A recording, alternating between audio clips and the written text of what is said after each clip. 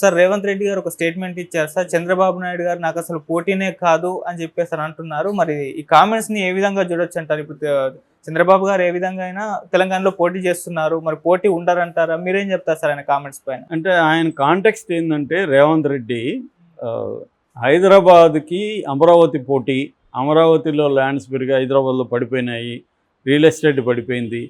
దీనికి ప్రధాన కారణం ఎవరిని అడిగినా మనం హైదరాబాద్లో రియల్ ఎస్టేట్ లేదు సార్, ఇక్కడ పడిపోయినాయి, అక్కడ దీనికి ఎందుకు పడిపోయినాయి అంటే అమరావతి సార్ అంటారు. ఇది చెప్పేవాడు ఖచ్చితంగా తెలుగుదేశం వాడు అయి ఉంటాడు. నిజానికి మామూలు వాళ్ళని అడిగితే ఇక్కడేమి రేట్లు పెరగలేదు, అమ్మకాలు కొనుగోలు అనేవి దేశవ్యాప్తంగా అనేక సిటీల్లో ప్రాబ్లం ఉంది, దానివల్ల ఇది ఉంది. అక్కడ అమరావతిలో కూడా పేరుకి పెరిగాయని చెప్తున్నారు తప్ప అక్కడ కొనేవాడు ఎవడు కనిపించలేదు, అమ్మేవాళ్ళే అక్కడ కూడా ఉన్నారు, ఎందుకంటే పెరుగుంటే అమ్ముకొని పోదామని, కొనేవాళ్ళు అయితే లేరు అనేది ఆ చుట్టుపక్కల అందరూ అమరావతి పేరుతో ల్యాండ్స్ రేట్లను పెంచేశారు గతంలో ఉన్న కంటే. ఇది తప్ప అక్కడ ఇప్పటికిప్పుడు అభివృద్ధి అనేది ఎక్కడ కనుచూపు మేరలేం కనబడలా. ఎందుకంటే 15,000 కోట్లు అప్పుగా ఇస్తానన్నారు తప్ప దానికి ఫండ్స్ ఎక్కడి నుంచి వస్తాయనేది ఇప్పటికి తెలియదు. మొన్న కూడా ఏదో తెలుగుదేశం వాళ్ళ దళైలామా 5 లక్షల కోట్లు ఇస్తారని ఒక కామెడీ వార్త ప్రవేశపెట్టారు. దళైలామా అమరావతికి 5 లక్షల కోట్లు ఇస్తే ఇంకా అప్పు ఎందుకు వాళ్ళకి? 5 లక్షల కోట్లతో బ్రహ్మాండంగా డెవలప్ చేయొచ్చు కదా. దళైలామా ఇక్కడికి ఎందుకు వచ్చి ఇస్తాడు 5 లక్షల కోట్లు?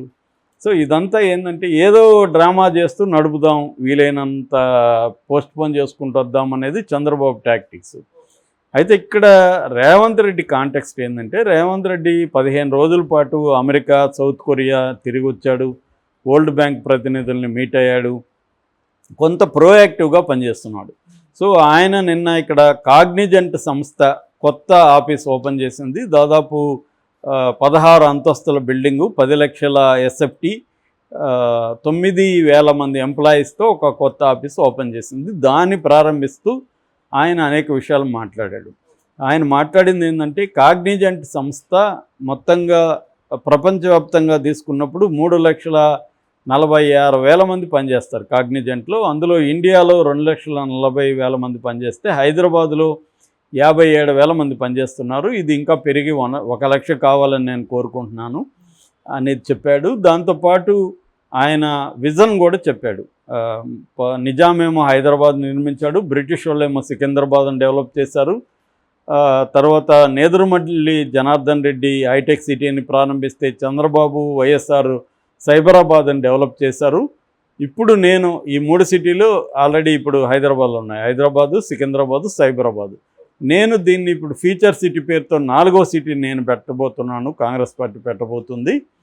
సో 4 నగరాలుగా హైదరాబాదు విరజల్లుతుంది అని చెప్పాడు. అప్పుడు కొంతమంది విలేకరులు ఏంటంటే, మీ ఇట్లా అమరావతి అంటున్నారు కదా, మీకు పోటీ అంటున్నారు, చంద్రబాబు వచ్చాడు కదా అంటే, అసలు నాకు పక్క రాష్ట్రాలతో పోటీ కాదు, నాకు ప్రపంచంతో పోటీ అన్నాడు ఆయన. అంటే అర్థమేమి? చంద్రబాబు నాకు పోటీ కాదు, ఏ రాష్ట్రం కూడా నాకు పోటీ కాదని మళ్ళీ కవర్ చేసుకుంటూ కాంగ్రెస్ని, పక్క రాష్ట్రంలో కాంగ్రెసే ఉంది బెంగళూరులో. అంటే ఆయన చెప్పదలుచుకుంది ఏంటంటే, బెంగళూరుకి, చెన్నైకి, అమరావతి కంటే కూడా హైదరాబాదులో గొప్ప ఫెసిలిటీస్ ఉన్నాయి. అంటే ఇక్కడ ఇది సిటీ పెద్దది, తర్వాత ఇంటర్నేషనల్ ఎయిర్పోర్ట్ ఉంది, తర్వాత అవుటర్ రింగ్ రోడ్డు ఉంది. ఇవన్నీ మిగతా సిటీస్కి లేదండి. నిజానికి ఇది అబద్ధం. పక్కన బెంగళూరుకి ఇంటర్నేషనల్ సిటీ ఉంది, అవుటర్ రింగ్ రోడ్ ఉంది బెంగళూరులో కూడా. బెంగళూరు కూడా ఇక్కడతో పోలిస్తే క్లైమేట్ బ్రహ్మాండంగా ఉంటుంది. ఆ రకంగా బెంగళూరులో కూడా ఐటీ రంగానికి, ఫార్మా రంగానికి, రకరకాల దీనికి అది ఇది ఫ్రంట్ ఆఫీస్ ఆఫ్ అమెరికా అని కూడా దానికి పేరు. అట్లాగే అమెరికాలో ఉద్యోగాలు పోతే కూడా ఐఆమ్ బెంగళూరు అంటారనమాట. అంటే బెంగళూరు వల్ల నా ఉద్యోగం పోయిందని. ఎక్కువ అవుట్సోర్సింగ్ అక్కడ ఉంటుంది.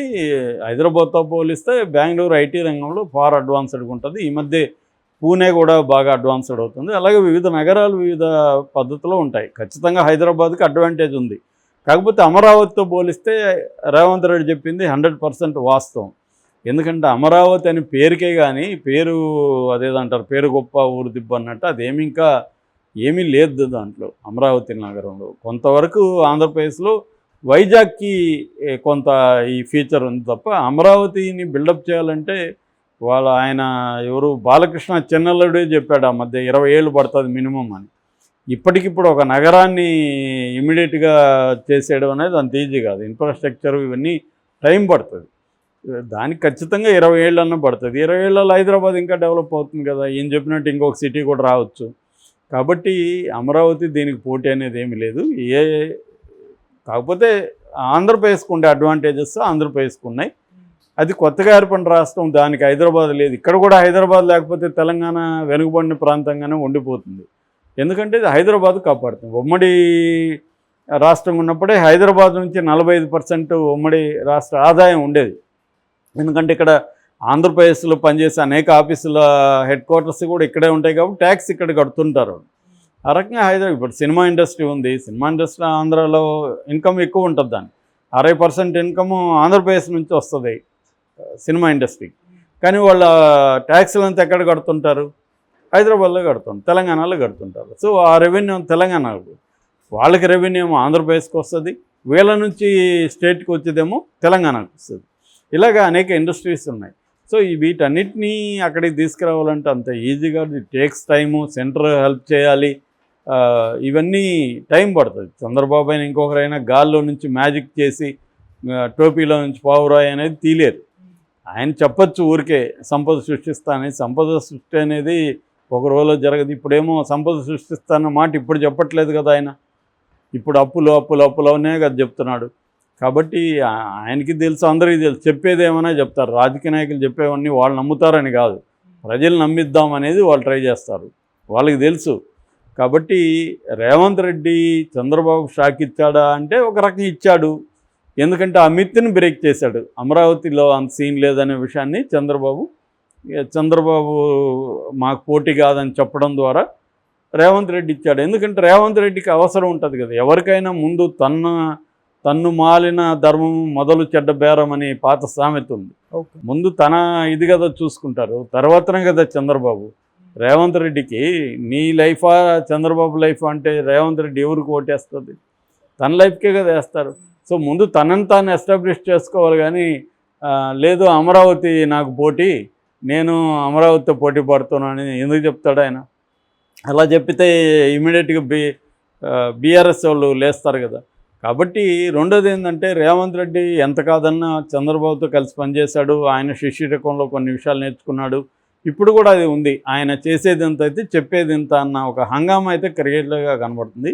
ఆయన చెప్తున్నది అయితే ఈ 15 నెలల్లో 31,500 కోట్ల ఇన్వెస్ట్మెంట్లు వచ్చాయని చెప్తున్నాడు. అందులో జాబ్స్ కూడా 30,000 మందికి ఉద్యోగాలు వస్తాయని కూడా చెప్తున్నాడు. మరి అదంతా కూడా మెటీరియలైజ్ అవ్వాలి. జగన్ కూడా 13 లక్షల కోట్లు ఇన్వెస్ట్మెంట్లు వస్తున్నాయని మనకి బిజినెస్ సమ్మిట్ వైజాగ్లో జరుపుతున్నప్పుడు చెప్పాడు. అట్లాగే చంద్రబాబు కూడా ప్రతిసారి 1000 కోట్లు వస్తున్నట్టుగా ప్రచారం చేస్తాడు. కానీ రియల్గా అవి మెటీరియలైజ్ అవ్వాలి. చంద్రబాబు 5 ఏళ్ల పీరియడ్లో మనకు కనబడింది ఆ కియా తప్ప ఇంకేం పెద్దగా కనబడలేదు. కాబట్టి ఇవన్నీ ఏంటంటే రేవంత్ రెడ్డి ఫ్యూచర్ సిటీ ఇవన్నీ కూడా ఏంటంటే వీళ్ళు ఇవన్నీ ఎందుకు చెప్తుంటారంటే కొంతవరకు చేస్తూ 5 ఏళ్ల తర్వాత మళ్ళీ మాకు అధికారం ఇస్తే నేను సగంలో ఆపిన ఇవన్నీ చేస్తానంటూ ఇంత చెప్పి రేవంత్ రెడ్డి వైఎస్ఆర్ డెవలప్ చేశాడంట, చంద్రబాబు చేశాడంట, కానీ కేసీఆర్ చేయలేదంట. కేసీఆర్ పేరు చెప్పాల. నిజానికి కేసీఆర్ పీరియడ్లో హైదరాబాదు బ్రహ్మాండంగా ఈ 10 ఏళ్లలో డెవలప్ అయింది. మనం ఫ్లైఓవర్లు చూస్తున్నాం, మన కంటికి కనబడుతున్నాయి.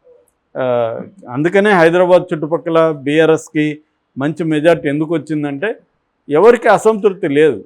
ఏ వర్గాలకి శాంతి భద్రతలు కావచ్చు, అభివృద్ధి కావచ్చు, ముఖ్యంగా కేటీఆర్ని ఖచ్చితంగా అప్రిషియేట్ చేయాలి. ఐటీ ఇండస్ట్రీ కావచ్చు, ఇక్కడ పవర్ కట్స్ లేకుండా చూసుకోవడం కావచ్చు. నిజానికి తెలంగాణ వచ్చినప్పుడు బీభత్సమైన పవర్ కట్స్ ఉంది. కిరణ్ కుమార్ రెడ్డి వాళ్ళు అంధకారం అయిపోతుంది అన్నారు. అది అందులో వాస్తవం కూడా ఉంది. ఎందుకంటే పవర్ ప్రొడక్షన్ అంతా కూడా ఏమో ఆంధ్రప్రదేశ్లో ఉండి ఇక్కడ ఓన్లీ డిస్ట్రిబ్యూషన్ నెట్వర్క్ తెలంగాణలో ఉండింది.